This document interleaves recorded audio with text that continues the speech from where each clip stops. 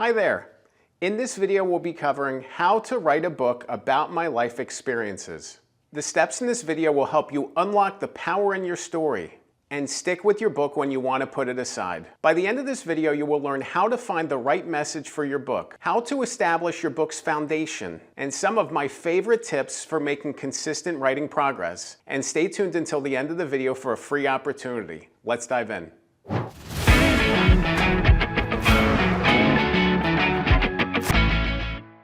When you think about wanting to write a book about your life, how do people recognize you? How do people think about you? What are the things that make you unique? What are the things that make you stand out? If you're introduced to give a speech or introduced at a party, how do people talk about you? All those things come into play when you think about writing a book and finding the right message for it. The things that you're good at, the things that you're known for, the things that you want to be known for, all make for great book opportunities.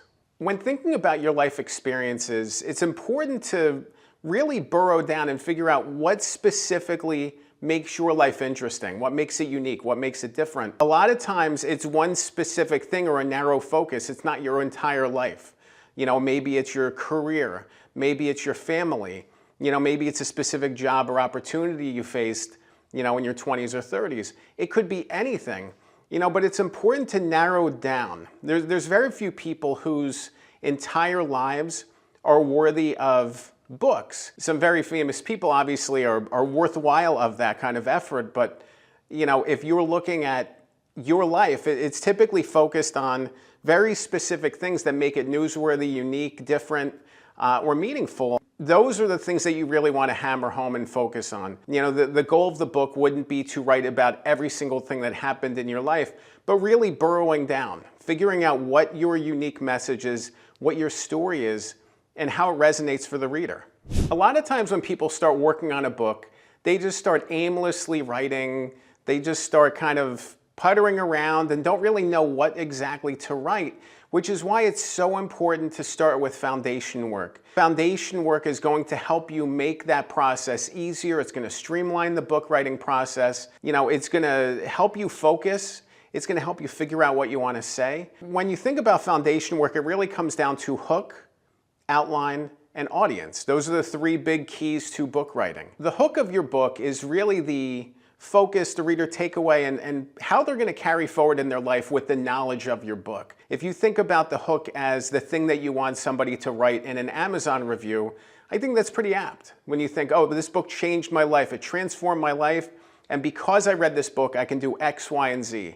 That's really what you want to think of the hook. You could have a very unique and specific story that relates to people on different levels. One project I worked on involved a friend and collaborator named Rich, whose story was very unique and interesting. And, when he was in his 40s and 50s, he had this identity crisis, and had to find a new normal and had to find a path forward for himself. And it's interesting because the reader might not relate to the specific story that he's telling and might not have the exact same examples and things happen to them that happened to him. But through that process and through that healing journey that he went on, his book now relates to so many more people that are even outside the scope of that original focus.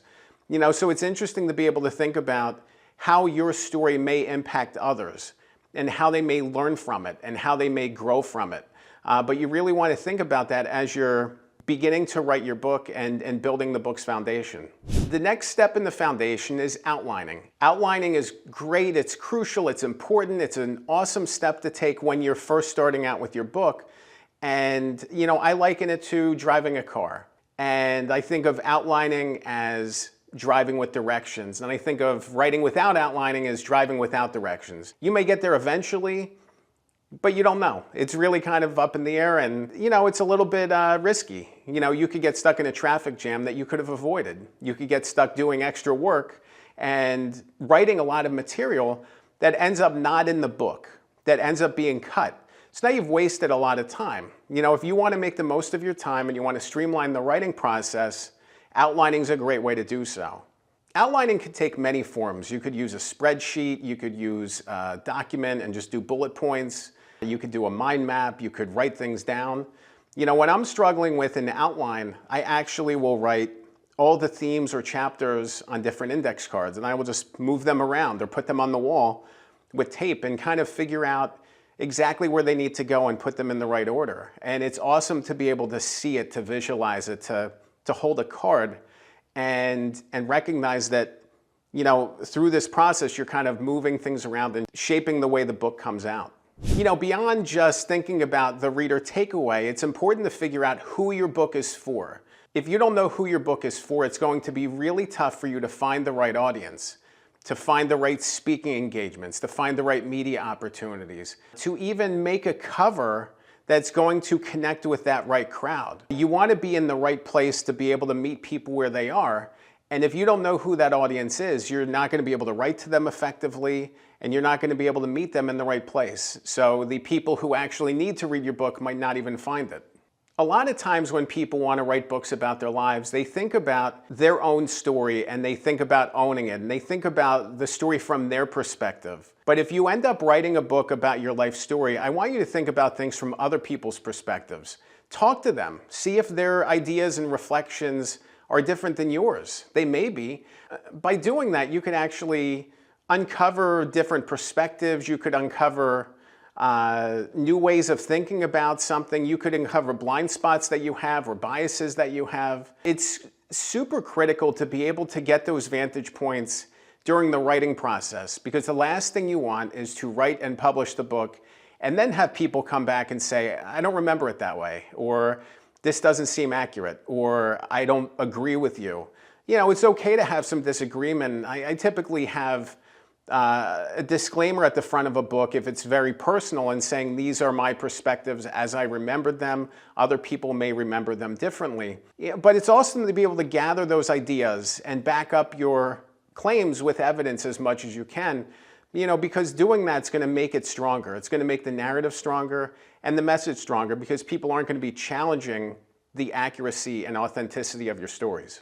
Once you finish the foundation work, it's time to get to writing, which is scary. It's overwhelming. Think about that blank canvas, the blank slate, that empty document with the cursor blinking, and you sitting there saying, how do I begin? What do I do next?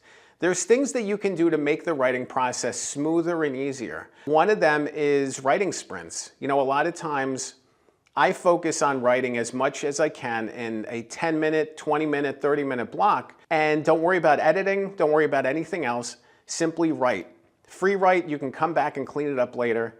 It's a great way to get words on the page. Another tactic that I often use is talking into a voice recorder. I will take a walk or take a drive and just talk and talk and talk and talk through different areas of my book or writing.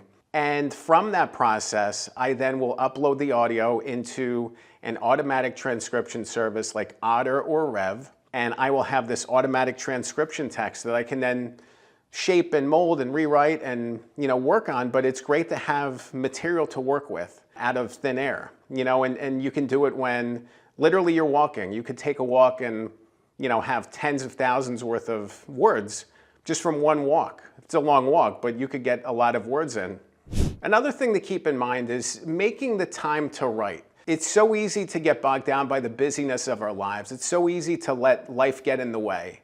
If life gets in the way, the things that we put aside and the things that we push away are the things that are hardest, you know, the things that we're resisting, the friction points, the pain points, all of those things bottle up and pile up to the point where we want to put the writing down and say, I'm going to come back to this some other time. I've worked with dozens of people who said, I'm going to come back to my writing, and they never did.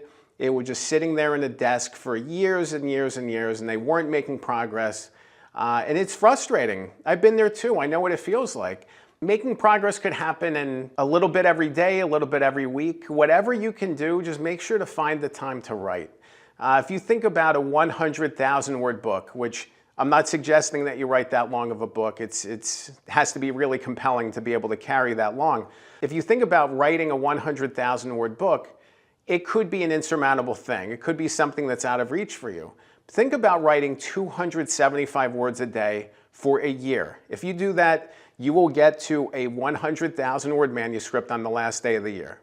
275 words a day. If you want to think of it as 500 words a week, 1,000 words a week, whatever the case may be, keep making progress and keep going, and eventually you're going to get there. If you want to learn more about writing a book about your life experiences, I have an awesome opportunity for you. I recorded a course with a friend and collaborator of mine, Nate Woodbury, and it's all about the writing process from beginning to end, from ideation to publication and promotion, every step of the way. It's called Good Book Blueprint. Just head to goodbookblueprint.com. You can click the link below. And by taking the course, you can get a really good high-level view of the just entire process, the pain points, the frustrations, and getting to publication, getting the writing, getting your ideas in order, and getting a book that you're going to be really proud of. Remember, a good book can change your life. I'm Dan Good. Thanks for watching.